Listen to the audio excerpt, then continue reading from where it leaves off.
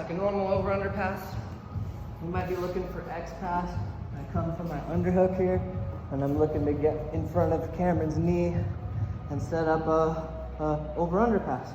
Problem here is, even when I get Cameron's legs apart, he could grab a grip on my sleeve that's by his hip, and if he stretches his leg at all, like I move out of my pass, and there's even some sweeps here if he grabs my pants and starts to rotate this way. It's hard for me to start the pass. Sometimes I can get swept, even at the very least I get taken out of my pass. So that's not true with the shin trap, because his heel gets pinned to his butt, and it seems like big deal, my leg is bent. But when try squatting from this position, try going back up, starting from this position, right? Your leg is really weak at the maximum deficit, right? So when we get into reverse de Riva, again, he's kind of using his knee shield correctly in this. If anybody's ever doing this, you should be able to pass this no problem with their shins parallel to the mat, okay? All kinds of just squeezing the lemon, right? Just go on my hips back, windshield wipering pass, okay? That's a very easy type of knee shield to pass. This is way harder, okay? Way harder, especially if they know how to use it correctly, all right? So let's talk about the shin trap real fast. The first thing, the shin trap is best done when you threaten the leg weave, okay? The leg weave is when we switch sides. We make this person switch sides. Right now he has a guard. If I make him turn his hips over, he has no guard anymore, especially if I flatten. Now look, it's almost like I forced him into that bad knee shield, and even worse knee shield because he doesn't even have my leg, but he's in that bad knee shield position again because I made his hips switch sides, okay? And that's a good way to set up the shin trap. If I just am trying to force his knee open here and get the angle, it's gonna be hard, okay? So I either like to use the pants here, or I can grab onto his belt right by his hip bone. That's how I know where I'm grabbing, because sometimes it's a little weird to know where to grab. I feel his hip bone scrape against my knuckles as I use a monkey paw in his belt loop, okay? So now, I use my bottom hand, I start to rotate to the leg weave. So let's finish. We've done the leg weave a bunch, okay? Does anybody feel uncomfortable with the leg weave? Okay, let's do one. We'll cover the leg weave real quick, okay? So as I get ready to do the leg weave, the biggest mistake that people make when they do the leg weave is they go just directly left to right. They just go like this. Well, right now I'm really loaded over Cameron's hips. Any pushing that he does, anything like that is gonna make me lose my balance, okay? So as I go, I stretch his legs out. Now I circle. Look how I'm facing kind of like this way now. I'm not left to right. I took like a crescent shape, right? And now I have his ankle trapped. My chest comes down on his thigh. I have an underhook. You don't have to have a super deep underhook. I don't have to have all the way up under his shoulder. I just need to make sure he can't have his underhook. So I can even just grab either his belt or a wad of fabric, and I pinch my elbow and I keep my shoulder closed.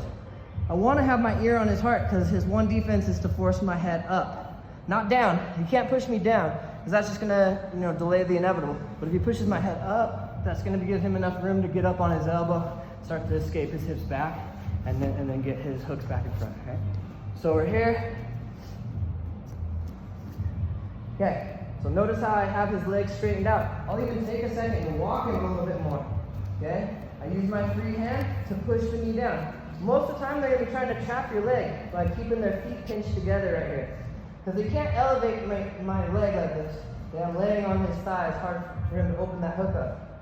So especially when I pinch his knees together, now he really can't elevate me. The biggest mistake that people make in this position is they're trying to push their leg out like this and try to take it out like that. Well, now he has a hook, and now I'm off balance. And now I'm at the very least gonna end up back on the other side.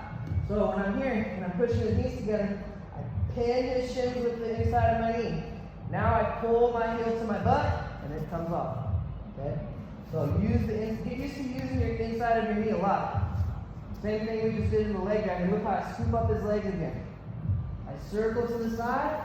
As I start to get perpendicular, I give him a little check, so I get to his back with my seatbelt. Chest on his scapula. Okay? If your chest is on his shoulder, you're never going to be able to keep him from putting his back on the neck.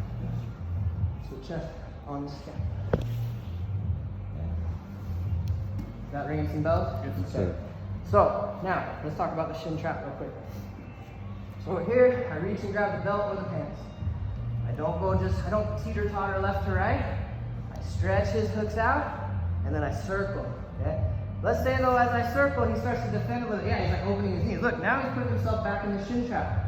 So when I switch sides this time, now I have the shin trap. He can have his hook or whatever, but I have his shin trap. You see how as he opened his knee, I folded my shoulder and my head in front, and I used my grip to pin, keep my shoulder rolled forward. My elbow is closed and my shoulder is rolled forward, okay? Now I can set up, go ahead and frame. As he's framing, it's a good chance for me to scrape this leg open and get into my over-under position. And what I like about this, like I said, now there's no pushing me away here. I mean, his leg is trapped. Once I pass, then I swim. Okay? Yeah. Are you re-gripping on that? No, I don't re-grip. That's what's beautiful about it. And that's kind of why people first learn the leg weave, they push on the hip, right? Well, it's not realistic. Pushing doesn't really help me. But this grip where I'm kind of compressing his shin, I can just use the pants. As I go to stretch him out to the side and he kind of opens, now he's putting himself back in the position. So I come back and put myself in between his shin and his other shin, okay? There's a long step here. The next thing I want to talk about, other than the over-under pass though, we'll save the long step for another day, but we're going to practice this leg weave to this side. So instead of going leg weave that side, I'm going to force leg weave this side. So I lift my hips up, grab his ankle with my knee, and fold it back in front of me. Now I'm leg weave on this side. If I wanted to, I could underhook, push his knees together, switch sides, or we could do the drill that we did a couple weeks ago where we stretch him, slide our knee up, step over, and come down. Okay. So those are our three that we're going to drill now. So over here, we're going to do leg weave. So I grab the belt. I'm kind of just using, like, as I switch sides, I'm kind of just using my knee to like keep the pressure. Boom. As I'm switching sides, if he kind of keeps his knees together, I should just complete my pass. So as I get here and he opens his knees up, I come back and I scoop up that shin. Okay? 4.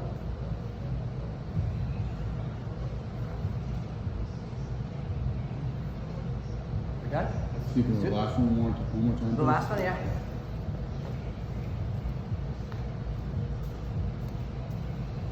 So we're here. So he's gonna be framing, he's still got his hook, okay? I lift my hips up, guide my